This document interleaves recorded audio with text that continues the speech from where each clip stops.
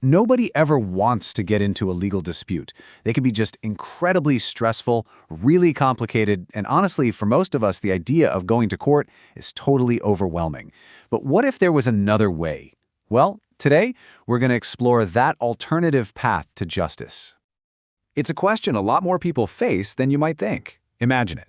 You've got a disagreement, maybe a business deal that went sideways, a tough family issue, or some kind of contract dispute, and you just need it resolved.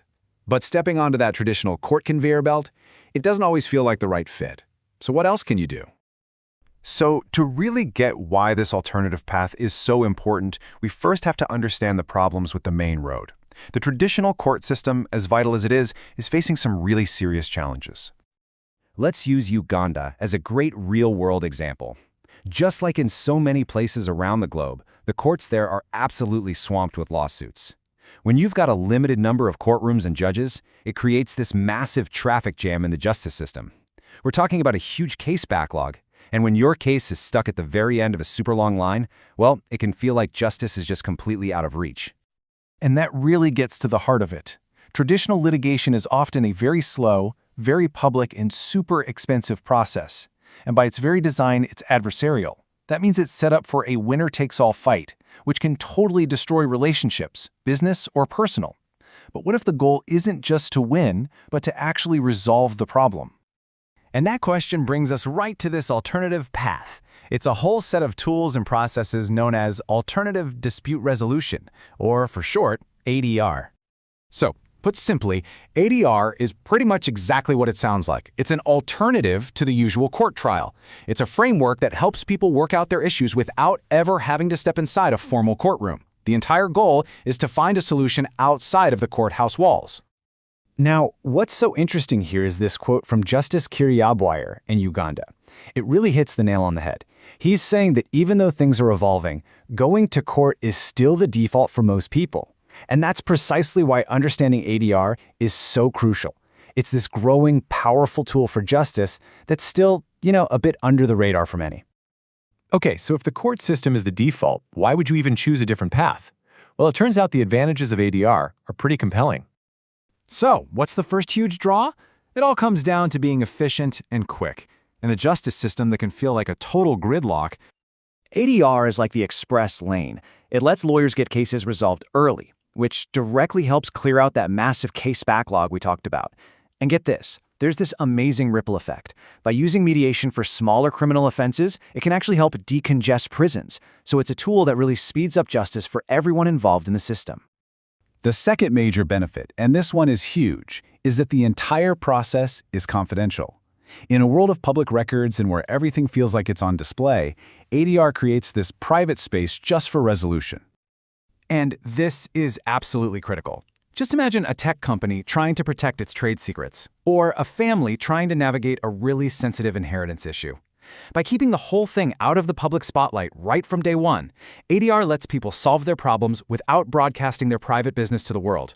What's said in the room stays in the room. Next up is an advantage that's honestly one of my favorites: creativity and flexibility. A courtroom has all these rigid, formal rules about what you can and can't discuss and how you have to do it, but ADR just breaks right out of that box. The parties themselves are in control. You can choose a neutral location, you can speak more freely, and, this is key, you can address things that a court simply won't, like getting a sincere apology or figuring out how to save a business relationship. It's about crafting a human solution, not just a purely legal one. And finally, let's talk about the bottom line, because for so many people, this is the most critical advantage of all. ADR is almost always less expensive. I mean, just think about it. Traditional litigation means paying lawyers for months, sometimes even years, all while facing a completely uncertain outcome. ADR, because it's so much faster and more streamlined, just slashes those billable hours. It gives you a path to resolution that's way more financially manageable and predictable. Okay, so we know why you might choose ADR. But how does this thing actually work? Let's break down the main methods and what the process typically looks like. The first, and probably the most common, method is mediation. The key thing to understand here is that the neutral person, the mediator, doesn't make a decision for you. Instead, think of them as a facilitator. They guide the conversation, helping you and the other party work towards your own negotiated agreement. You stay in control of the final outcome. Then you've got arbitration. Now, this one is a little more formal. Like mediation, you have a neutral third person, called an arbitrator. But here is the massive difference. In arbitration, both sides agree in advance to be bound by the arbitrator's decision. It's kind of like having a private judge, and their final ruling, which is called an award, is legally binding. So what does one of these sessions actually feel like? This diagram gives us a really great bird's-eye view. See, it's not just one long argument. It's a structured process with very clear phases, all designed to move from a place of conflict toward a final resolution. So let's just break that down real quick. It all starts with preparation, doing your homework. Then you have the opening statements, where each side gets to explain their perspective. The real heart of the process is the information exchange and bargaining phase. That's where you explore all the issues and start to negotiate. And then, hopefully, you reach that final step, concluding and settling the dispute for good. Now, as powerful as ADR is, it's not a silver bullet. It's really important to have a balanced view and to understand when it might not be the right choice. And this table here does a fantastic job of breaking it down. On one side, ADR is perfect when both people actually want to settle, when you need to keep a relationship going like with a business partner, or when you just want a less formal process. But on the other side, it's not a good fit if you need to set a legal precedent for the future, if you absolutely need a public ruling, or, maybe most importantly, if one person just has no interest in settling at all. And we have to be realistic about the challenges, right?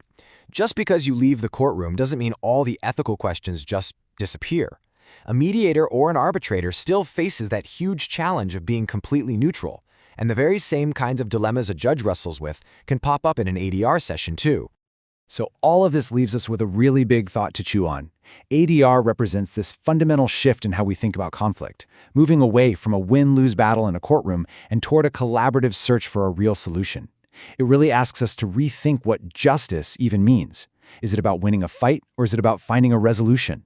Maybe, just maybe, the future of justice isn't about being combative, but about being collaborative.